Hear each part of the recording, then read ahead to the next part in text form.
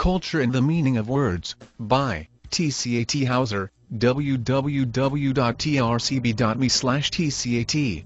This entry is meant to be a lesson in culture values. You may also find it creates some thought about values, period. We all have values. Maybe we are clear on them and perhaps they are cloudier than black and white. Often, we put labels on these values. Some religion, some place we live. I am clear on my values.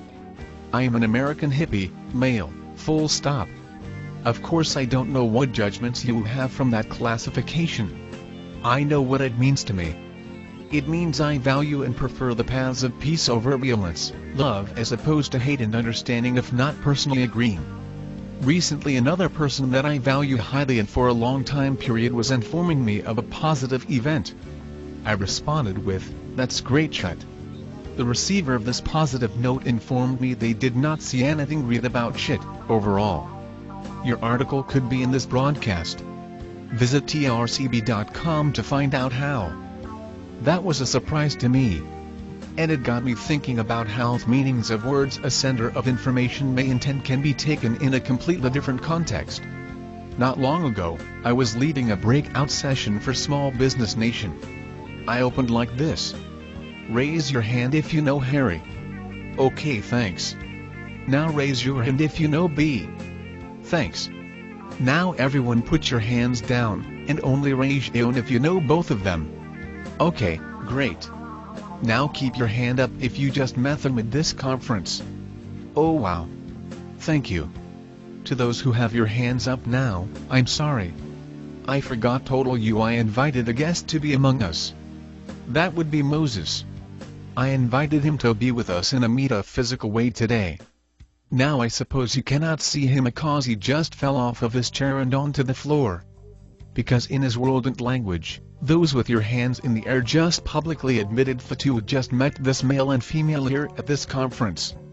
And that you enjoyed them both so much you engaged in after-hours physical activity, with both of them last night.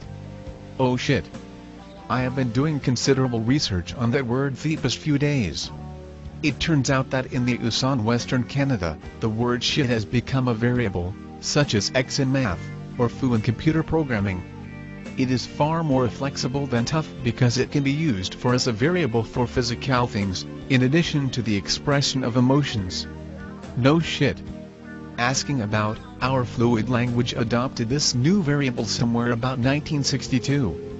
George Carlin created a monologue about in the mid-60s. The monologue was popular because of the vast and rapid changeover from something less than pleasant in many cases, to a variable. I fully admit some American citizens do not particularly enjoy this variable.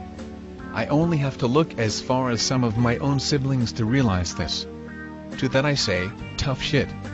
Years ago, it was a national shock when on screen in the movie, Gone with the Wind, Clark Gable said to Scarlett, "Frankly my dear, I don't give a damn." I suspect if the movie was made in the zeros, he would have used the variable that has been so popular for almost 50 years. Or maybe not.it might not have raised the shock value. Well, since they didn't make the movie in the zeros, I don't give a shit. If you do, tell me about infecaments. T.C.A.T. Hauser is a trainer in information technology as well as assisting people understand the most complex computer, the human brain. This necessitates his being a professional road warrior. As a certified technical trainer and subject matter expert SME at trcb.com, it can be difficult to figure out what T.C.A.T. is currently researching. Help me please. I am number 2 on Twitter in Mexico. Can you help to become number 1 on Twitter by following me on Twitter? Follow me Twitter